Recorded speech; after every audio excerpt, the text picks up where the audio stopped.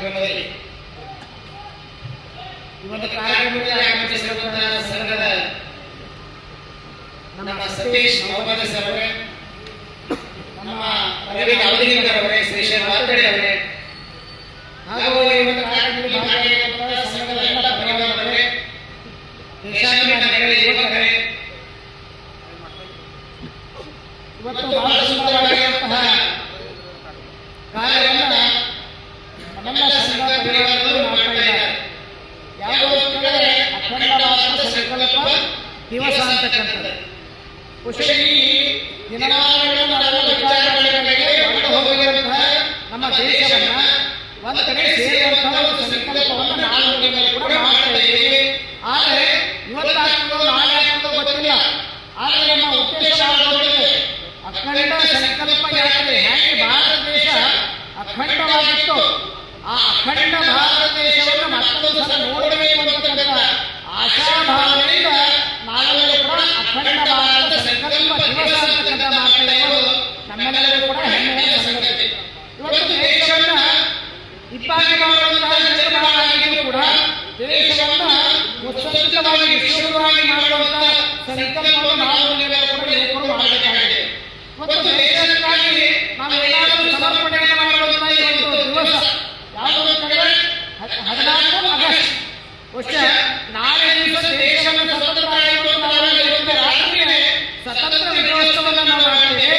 ಆದರೆ ಅಖಂಡವಾಗಿರುವಂತಹ ನಮ್ಮ ಭಾರತ ದೇಶ ಇವತ್ತು ಚಿತ್ರ ಆಗಿದೆ ಅಂದಾಗ ನಾವು ಯುವಕರು, ಮುಂದಾಗುವಂತ ನಾಗರಿಕರು, ಮುಂದಾಗುವಂತ ಪ್ರಜೆಗಳು ನಾವು ದೃಢ ಸಂಕಲ್ಪವನ್ನು ಮಾಡಬೇಕಾಗಿದೆ. ಚಿತ್ರ ಆಗಿರುವಂತಹ ದೇಶವನ್ನ ಒಗ್ಗಟ್ಟಾಗಿ ಮಾಡ್ತೀವಿ ಅಂತಕ್ಕಂಥ ಸಂದೇಶ ಇದು ಅಖಂಡ ಭಾರತ ಸಂಕಲ್ಪ ದಿವಸ ಅಂತಕ್ಕಂಥ ಮಾತನ್ನ ಈ ಸಂದರ್ಭ ಬಹಳ ಅರ್ಥಪೂರ್ಣವಾಗಿ ಆಗ್ತದೆ. ಹೀಗಾಗಿ ಯುವಜನತೆಗೆ ನಾವು ದೇಶದ ಬಗ್ಗೆ ಅರಿವು ಮಾಡಬೇಕು, ರಾಷ್ಟ್ರದ ಬಗ್ಗೆ ಅರಿವು ಮಾಡಬೇಕು. ಯುವಜನತೆ ನಾವು ಒಂದು ಹಕ್ಕು ಕೂಡ ವಿಚಾರ ಮಾಡಬೇಕಾಗಿದೆ. ನಮ್ಮ ದೇಶ ಶುರುವಾಗಬೇಕಾಗಿರ್ತದೆ, ನಾವು ಏನನ್ನ ಮಾಡಬೇಕು ದೇಶಕ್ಕಾಗಿ ಅಂತ. ನಾವು ದೇಶ ನಮಗೆ ಪಟ್ಟಿಗೆ ಅಂತಕ್ಕಂಥ ಭಾವಗಳಲ್ಲ, ದೇಶಕ್ಕೆ ನಾವೇನು ಸಮರ್ಪಣೆ ಮಾಡ್ತಾ ಇದೆ ಅಂತಕ್ಕಂಥದ್ದೇ ನಮ್ಮೆಲ್ಲರ ಕರ್ತವ್ಯ ಅಂತಕ್ಕಂಥ ಮಾತನ್ನ ಹೇಳ್ತಾ ಇವತ್ತು ಅಖಂಡ ಭಾರತ ಸಂಕಲ್ಪ ದಿವಸ. ಏನ್ರಿ ಸಂಕಲ್ಪ ಅಂದ್ರೆ ನಾವು ಹೆಂಗೆ ಸಂಕಲ್ಪ ಮಾಡಬೇಕು? ದೃಢ ಸಂಕಲ್ಪವನ್ನು ಮಾಡಬೇಕು. ಹೆಂಗೆ ಅಂತಂದ್ರೆ ದೇಶಕ್ಕಾಗಿ ನಾವು ಏನಾದರೂ ಒಂದು ಸೇವೆಯನ್ನು ಮಾಡೋಣ. ಇವತ್ತು ಅನೇಕ ಕಾರ್ಯಗಳು ನಮ್ಮ ಮಕ್ಕಳು ಆಗ್ತಾ ಇವೆ. ಏನು ಅಂತ ಹೇಳಿದ್ರೆ ಯಾವ ಸಂಘಟನೆ ಒಂದಾಗಿ ಚೆನ್ನಾಗಿ ಮುನ್ನಡೀತಾ ಇದೆಯೋ ಆ ಸಂಘಟನೆಗೆ ಬಲಿಯಾಗೋಣ, ಆ ಸಂಘಟನೆಗೆ ಒಂದು ಶೈಲಿಯನ್ನು, ಆ ಸಂಘಟನೆ ನಮ್ಗೆ ಏನಾದರೂ ಒಂದಿಷ್ಟು ಸೇವೆಯನ್ನು ಮಾಡಬೇಕಾಗಿತ್ತು.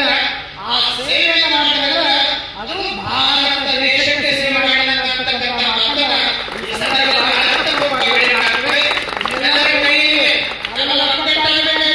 ದೇಶದ ಮೇಲೆ ಪ್ರೇರಣೆ ಬೇಕಾಗಿದೆ.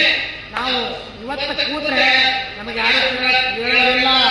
ಇವತ್ತು ನಾವು ಬಹಳ ಕಠಿಣವಾಗಿರುವಂತಹ ಪರಿಸ್ಥಿತಿ ಬರ್ತಾ ಇದ್ದೇವೆ. ಇವತ್ತು ಸಂಕಲ್ಪ ಮಾಡಬೇಕಾಗಿದೆ. ಏನು ಅಂದರೆ ನಾವೆಲ್ಲ ಒಗ್ಗಟ್ಟಾಗಿ ನಮ್ಮ ದೇಶದ ರಕ್ಷಣೆ ಮಾಡೋಣ, ಧರ್ಮದ ರಕ್ಷಣೆ ಮಾಡೋಣ, ನಮ್ಮ ದೇಶವನ್ನು ವಿಶ್ವಕ್ಕೂ ಮಾಡೋಣ ಅಂತ ಇವತ್ತಿನ ಸಂಕಲ್ಪ ಮಾಡಿದ್ರೆ ಇವತ್ತಾಗಿಲ್ಲ ಮುಂದಿನ ವರ್ಷಗಳಲ್ಲಿ ನಾವು ಅಖಂಡ ಭಾರತ ಸಂಕಲ್ಪ ದಿವಸವನ್ನು ಮಾತನ್ನ ಈ ಸಂದರ್ಭದಲ್ಲಿ ತಿಳಿಸಿ ಹರಿತವಾಗಿರುತ್ತದೆ.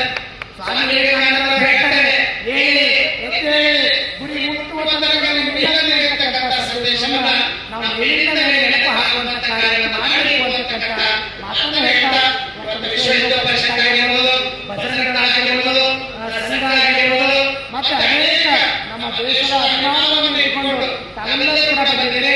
ತಮ್ಮೆಲ್ಲರಿಗೂ